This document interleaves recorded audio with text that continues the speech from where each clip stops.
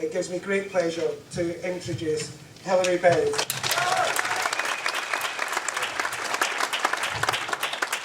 Well, Ian, comrades, good morning still. Thank you very much for your kind invitation to be here today in a beautifully sunny Bristol.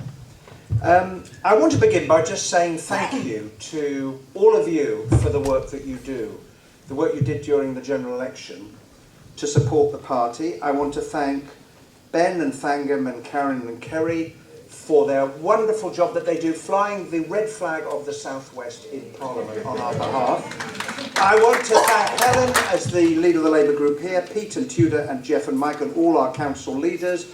And I also want to say hi again, Marvin, to you, who's going to be the next Mayor of Bristol.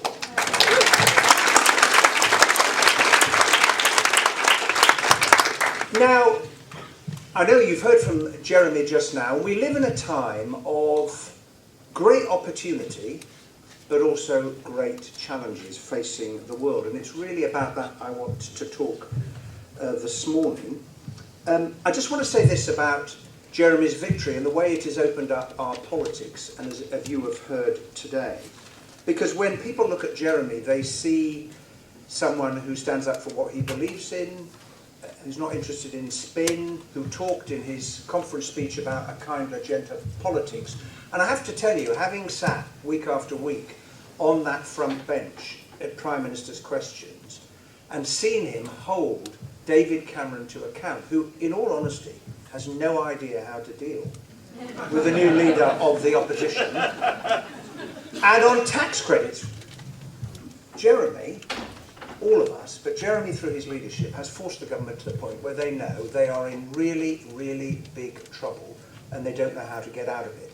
And what that reminds us is that even though we lost the last two general elections, and it pains us greatly that that is the case, we, through our argument and by sticking together, we can not only hold the government to account, but we can change the politics of this country, even though we are still in opposition.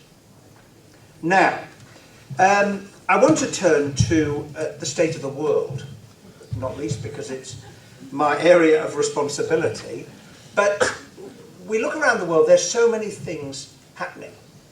The pace at which technology is changing people's lives, enriching them, is such a striking feature of the 21st century, the rise of new powers. Trade is opening up new markets for businesses, including here in the Southwest, but it also opens up people's minds. And it's really important in this world that we do that.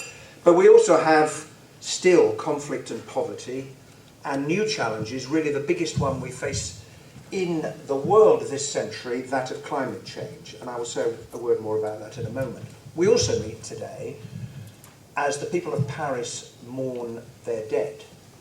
And it is really important that we continue to stand in solidarity with those families who today, as every day since last Friday evening, are coming to terms with the fact that their sons and their daughters, and their mothers and their fathers, and their uncles and their aunts, and their brothers and their sisters are not coming home. Now, the Syrian civil war and the rise of ISIL Daesh is the greatest humanitarian and indeed political challenge that we face in the world at the moment. It has been going on for 4 years, just over 4 years. Over 200,000 people have lost their lives. Half the population of Syria are no longer living where they were when the war broke out. And what's the population of Bristol?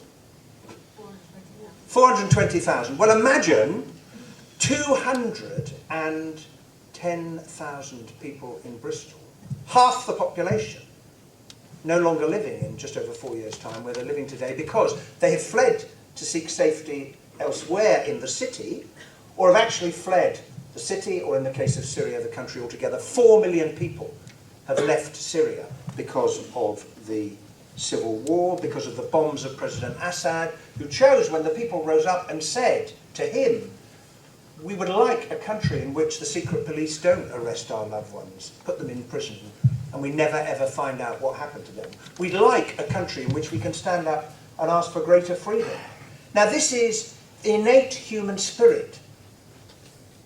the desire to have a say over how you are governed, to be able to participate in the society and the country of which you are part. This is innate to human beings right around the globe. And they have also had to flee the brutality of ISIL Daesh. Now, 3 weeks ago, I was in Jordan. I went to the Zaatari refugee camp where 80,000 people are currently living, having fled from Syria. However, the vast bulk of the Syrian refugees in Jordan don't live in camps. They live in the host community. They're renting properties. They're trying to survive. And I met one woman in a place called Al-Zaka, which is about 25 minutes north of Amman. She used to live in a place called Idlib in Syria. Her husband was a baker. She said he wasn't involved in politics, but one day the Assad's forces came to seize him. He was taken away, he was tortured. We eventually discovered that he had been shot dead and dumped in the street. And I fled. She fled with 3 of her children. Her eldest son wouldn't come with her because he stayed to fight. His dad had been murdered, he stayed to fight. She has one daughter who's profoundly disabled. Her other son works illegally because that's the only way she can afford to pay the rent. And she's terrified if he's discovered, he may be sent back to Syria. And she feels isolated and alone and fearful, and she's trying to hold it together for her family. And in the course of the conversation, a plane went overhead, and she just stopped talking. And she put her hands over her ears, and she started to cry, because that plane overhead reminds her of what President Assad has been doing all of these years. And we must, as Jeremy and I have said, we must strain every sinew as a world community to bring this civil war to an end and to defeat the evil that is ISIL Daesh in Syria, where they have thrived in the vacuum, in Iraq, which they have invaded, in Sinai, in Tunisia, other parts of North Africa. We see what allied groups did in Bamako yesterday in that hotel. And I wanted to say today that I very much welcome the United Nations Security Council resolution that was agreed last night in New York that urges member states to take all necessary measures to combat ISIL Daesh in Iraq and in Syria because they represent an unprecedented threat to international peace and security. Now, we all know about their character, but I think one has to describe it as depraved. I said to the PLP this week I would characterise them as fascists, and I believe that to be the case. But an organisation which enslaves women to sell them or to pass them round their military commanders, and the shocking development last week when Sinjar was retaken by the Kurds in Iraq with some support from the air. They found a grave. They think it contains the bodies of older Yazidi women. Why were the older Yazidi women killed and dumped in a grave? Because they didn't think they could sell them as sex slaves, but they enslaved the younger Yazidi women. They took the heads off people whose only motivation was to go to Syria to provide humanitarian support to the population that have been so grievously treated. Their treatment of gay men, think of the progress we have made in our country, their treatment of gay men is to take them to the top of buildings and push them off, to kill them. Now, this is the organisation which has also committed these attacks in Paris, but it's not just in Paris, in Beirut, in Ankara, now seems the downing of the Russian airliner, and of course the British tourists who were killed in Tunisia. The second thing I want to say is I very much welcome the progress that appears to be being made in the negotiations in Vienna, because the only way to bring the Syrian civil war to an end is by a negotiated settlement. And whatever the countries, wherever they are on the side of different parties to that civil war, almost every single one of those countries recognises and agrees on the threat from ISIL Daesh. The shape of that peace process appears to be the starting of negotiations between President Assad's government and some of the opposition. The tricky question is to decide who's going to sit round the table. For there to be a ceasefire, it could be overseen by the United Nations with a view to elections in which the people of Syria can decide how and by whom they wish to be governed in future. And it's really important that we give every support that we can as a world to that peace process. But I would say from the refugees that I spoke to 3 weeks ago, before they're going to go home, which is what they want to do, they want to know that they will be safe and secure and have the chance to participate in that process. Now, the government says it will bring forward proposals. Jeremy and I have set out for over 2 months now. If they do, we'll make a judgment about the aim, the objective, the legal base, and what countries in the region have to say. And the last thing I wanted to say about Syria is the support that we give to refugees. Because if anybody doubted the interconnected nature of humankind at the beginning of the 21st century, our interdependence, and for me those are the 2 words that describe the human condition better than any other, it is the flow of refugees we have seen coming to Europe this summer, because when conflict happens in one place, and if people feel insecure, they do what you and I would do. If there was conflict here, we would flee somewhere else to find a better life.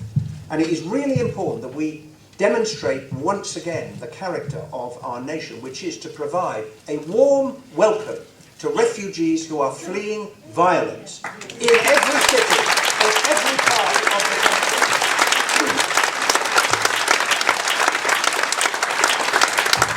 And there's a wider lesson here, which is this. We are 7.2 billion human beings now. By the end of this century, we will be 11 billion human beings on this very small and fragile planet of ours. You know, when the first Apollo mission arrived at the moon, that was the first occasion on which we as humankind actually saw our planet from a different vantage point. In all its beauty, it's green, it's blue, it's white of the clouds. That is the Earth, and we share it with a growing number of our fellow human beings. And the political lesson that we must learn is the future has to be about cooperation with our neighbours. And that is why the referendum that we are going to face in the not too distant future on the future of our place in the European Union is so important. Because it's the biggest decision that we will take as a nation about our place in the world for 40 years. And isn't it striking when we look back how the roles have been reversed compared with 40 years ago? 40 years ago, the Labour Party was split on Europe, the Tories were united. Harold Wilson dealt with the political difficulties by saying, let's have a referendum and a renegotiation. And there'll be many of you in the room who remember that. 40 years later, the role is reversed. Now, why did we change our minds in the Labour Party and the Labour movement? I would point to 2 things. One, Jacques Delors' famous speech to the TUC in 1988, when at a time when Mrs. Thatcher was destroying trade union rights in our country, Jacques Delors came and said, brothers and sisters, look at what Europe can offer you. Look what Europe can offer you. And our maternity and paternity leave, our paid holidays, better protection for agency workers and part-time workers came from Europe, because Europe is a bulwark against a race to the bottom. Because Europe believes in decent common standards.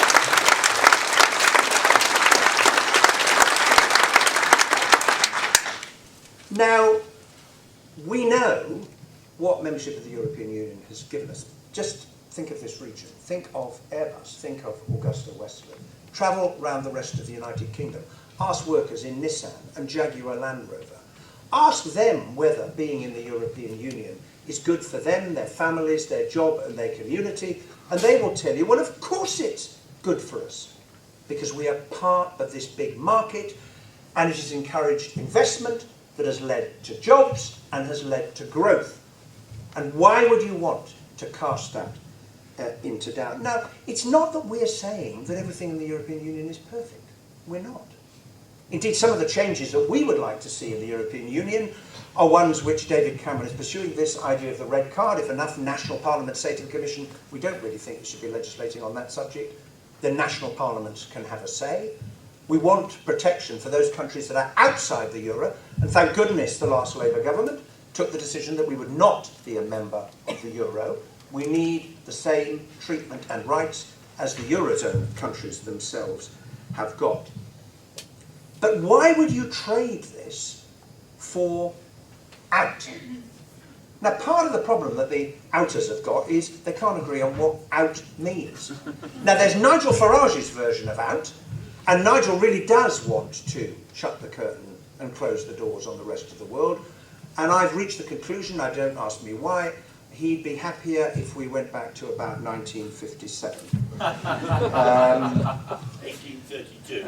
Well, now, yes, any advance on 1832. So that's the first version of that. The second version of that said, well, we can be like Norway. Now, the truth is that it's not a very good deal if you're Norway, because Norway pays into the European Union, it accepts free movement, it has no say over any of the decisions. And the third version are the people who don't like the fact that Europe prevents a race to the bottom. They want to see a low regulation, low protection for workers, offshore United Kingdom, trying to get crude competitive advantage around the world. And that's why a lot of people in hedge funds are putting a lot of money into the Leave campaign. And it's a bit like the Scottish referendum where Alex Salmond said, what currency? Oh, I've got 3 versions of what the currency might look like. But they can't actually tell you which one it is going to be. 2 other arguments. The first is that being part of Europe does not diminish Britain's voice in the world. It enhances it. It amplifies it. It gives us greater weight.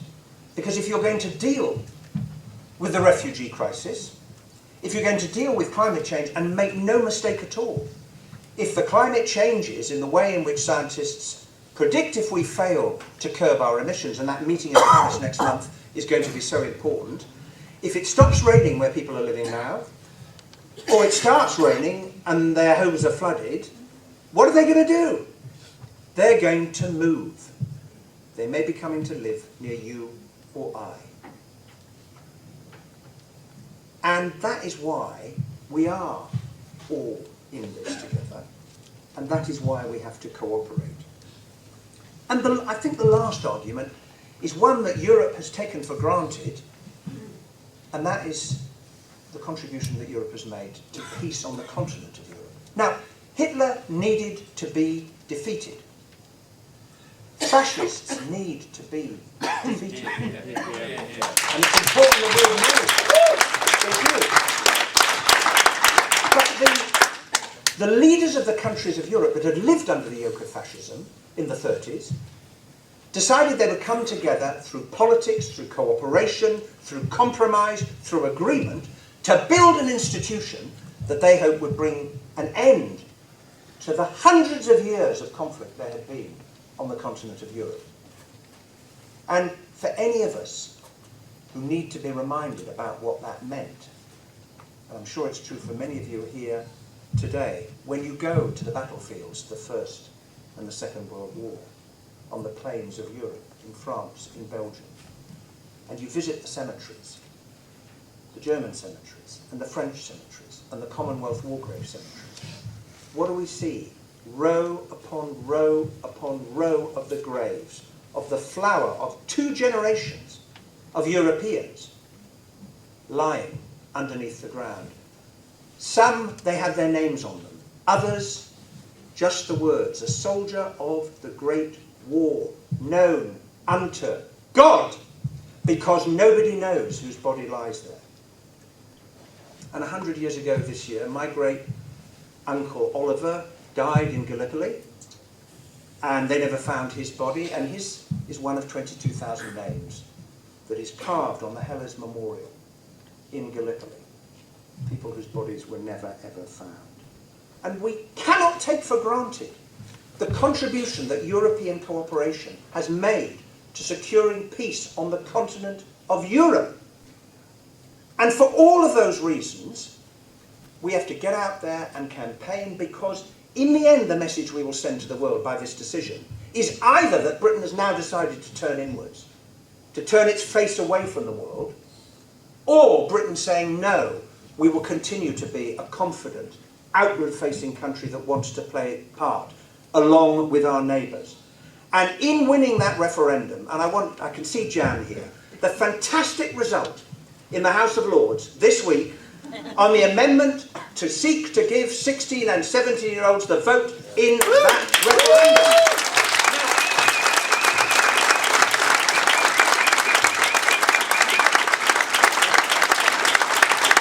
There is now responsibility in the Commons, it's our responsibility in the Commons to try and persuade the government to give in on that.